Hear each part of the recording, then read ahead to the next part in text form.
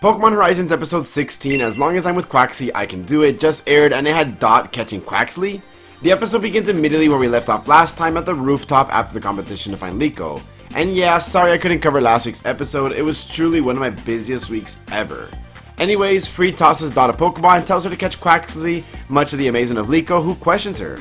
Honestly, I'm surprised too, but I guess it makes more sense when you realize how much Quaxly was running around the Brave Asagi between Dot and Ludlow. I like how her catching Quaxly wasn't shown to be cool, but actually she threw the ball so timidly, with Quaxly going out of his way to actually jump and catch himself basically. Immediately it gets sent out and joins his friends, which is a nice symbolic gesture of how Dot has also expanded her friend group, not only with Quaxly, but also with Liko and Roy. After that we get the intro and title card, and honestly with catches and episode titles like this, you would think that Quaxly would be captured at the end of the episode or like a climactic moment, but it happened just in the beginning of the episode. They meet in the middle of Laventia City, which is where their meeting spot with Murdock was, and they go in hunt mode for the person that took Liko's pendant. Friede will take the skies as per usual with his Charizard and Pikachu, whereas Liko, Roy, and Dot will check the ground, hopefully just not for data. In the background we can see the billboards for Sprigatito, Galar, and Quaxly, and I wonder if that's a foreshadowing to the final evolution stages that the three will end up being at the end of the series. I know that these are actual ones from the game, but it's just a thought I have. The three ponder as to where the person who took the pendant could be, and just in the nick of time there's an announcement for a ferry that will depart soon. Dot checks up on her rodent phone and notices that it's the only ship leaving today and it's about to depart, so they should go check it out. In our reality, it's the Pokemon universe and the enemy could have just flown on a Pokemon and they would never actually see him, but that's too realistic of an outcome. We get to see their three different personalities shine as Roy rushes up to catch the ferry, Dot follows him to protect him, and Liko contacts Friede with the information before heading out. They make it to the ship, but it's too late and it's already left, and we see that Dot is extremely out of shape as she couldn't keep up with the running. This is what happens when you're locked in your room on your computer all day, and no, I'm not talking about myself. Friede gets to the ship on Charizard, but is immediately met with another trainer who challenges him to a battle after recognizing Friede. How does he know him? He sends out a Bisharp and Captain Pikachu throws away his hat as things are getting serious. Murdock, Orla, and Mollie get to the spot where they were going to meet and are informed by Liko of the situation.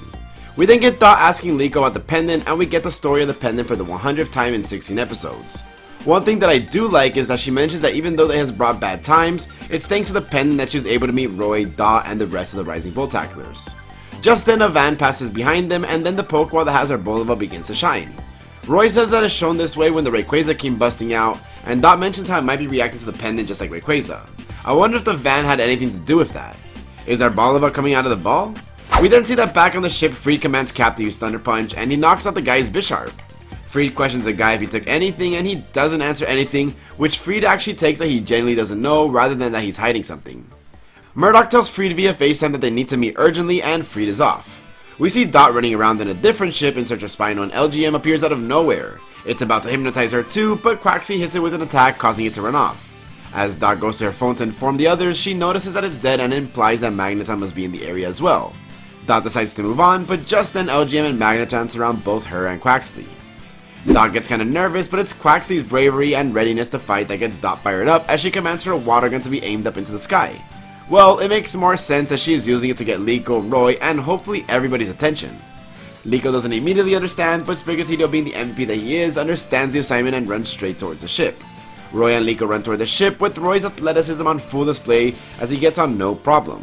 Liko does her 4th or 5th dramatic jump in 16 episodes. Mind you, every other human is at 0, and she gets on the ship as well with Roy. Once again, Dot gets cornered as Spinel commands Magneton to attack. Dot gets stumbled on the spot, and Quaxly gets hit with an Electro Ball as a result. Spinel goes to end things with Dot with another Electro Ball, but Liko interrupts with a quick attack and manages to catch up to Dot and save her. Spinel taunts Liko, saying that he is gonna brainwash her again so that she forgets about the pendant and her friends again. Roy jumps in front of her and says that he's not going to allow it and goes for an Ember with Fuecoco.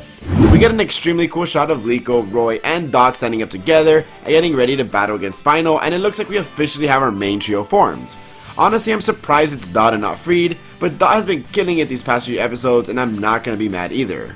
The shots in this episode have been animated so well, it's no wonder they took a 2-week hiatus.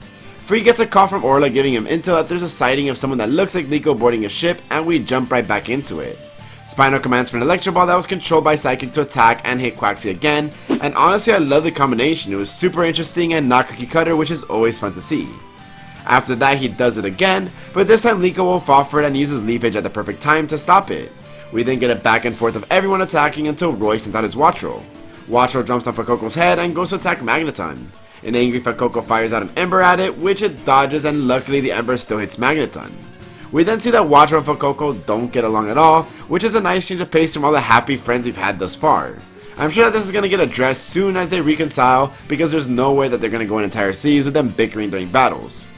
When it looks like they finally defeated Spinel, Umbreon emerges out of nowhere and fires off a Snarl attack.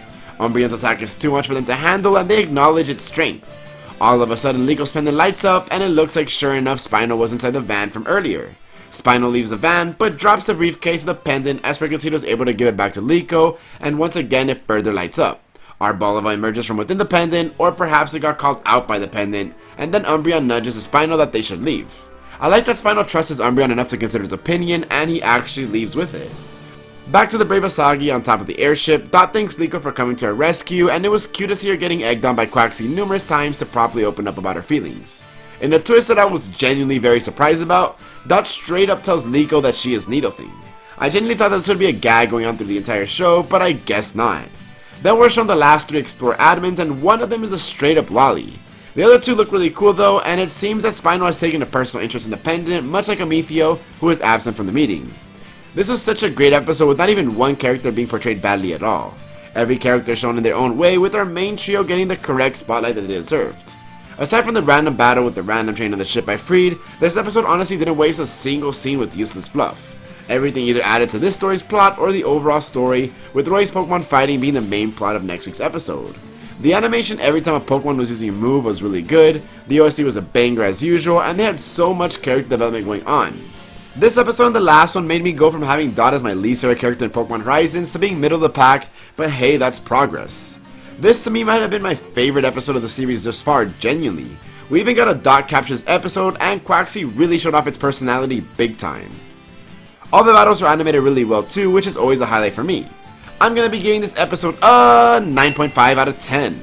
As mentioned earlier, next week's episode will focus on Wattrel and Fuecoco's inability to get along with them working together and training with Friede and his Pokemon. Friede is just the ultimate big brother, and I would be surprised if their training didn't directly result in them getting better right away. Next week in real life, it's actually going to be the Pokemon World Championships in Yokohama, Japan, and I'll be in attendance, so if by any chance you'll be there and want to say hi, make sure to drop me a DM on Twitter or on my Discord server. I'm sure I'm going to meet a lot of other anti-Poketubers and hopefully make some sort of collab or something. Are there any particular YouTubers you would like to meet if you are going? Let me know your answer with the hashtag QOTD in the comments below so that I know you're a real one. And of course, if you made it this far into the video, I want to say that I truly appreciate you. But with that being said, it's been your boy Luap, and I'm out. Peace.